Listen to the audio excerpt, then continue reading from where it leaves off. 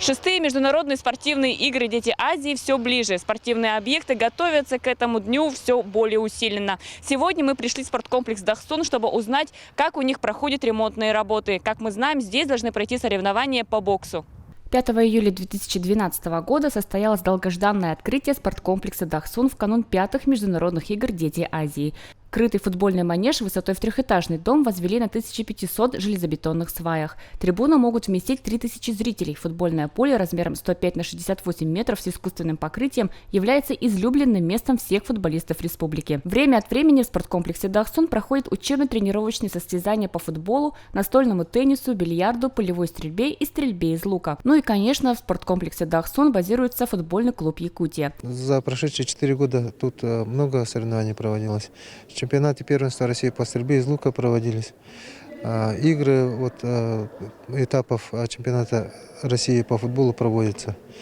И много соревнований проводилось. Ремонт, конечно, объект ремонта нуждается. На сегодняшний день прошли ремонтные работы по покраске полов под трибунами и идет замена стеновых панелей. На старых панелях зияют огромные дыры, проделанные явно мощными бросками голкиперов футбольных команд. Также в манеже практически завершены работы по установке роботизированных стволов пожаротушения. На днях должны начать работу по замене осветительных приборов и установке 2 новых рингов для соревнований по боксу. От качества спортивного инвентаря зависит уровень проведения соревнований, поэтому каждую деталь дирекция спортивных игр «Дети Азии» согласовывала с международными федерациями. Ремонтные работы в спорткомплексе «Дахсун» выполняют 3 подрядные организации. Это «Сахакарт», Нерюнгринская мониторинговая компания и «Эрия Капитал». По графику работы должны быть завершены 10 июня. Однако довольно медленно работает подрядная организация «Сахакарт», которая пока еще не завершила ремонт раздевалочных. И судя по объему работ, времени им до 10 июня может и не хватить.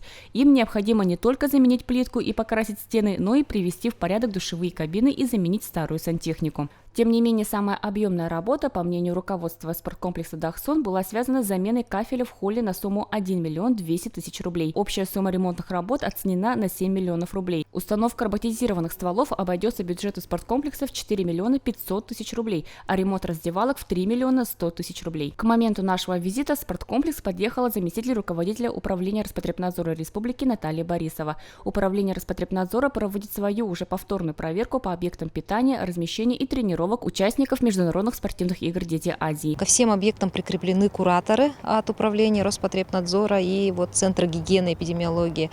Поэтому работа эта сейчас идет. Сроки поставлены окончательные, где-то до 10-15 июня, а по тренировочным объектам еще ближе. Работ очень много проведено по Дахсуну, хотя изначально этот объект был одним из проблемных объектов, но на сегодняшний день мы видим, что работы активно ведутся. Главное успеть до 10 июня подготовиться к аккредитации. Также спорткомплекс «Дахсун» планирует своими силами отремонтировать тренажерный зал, который был открыт в 2014 году.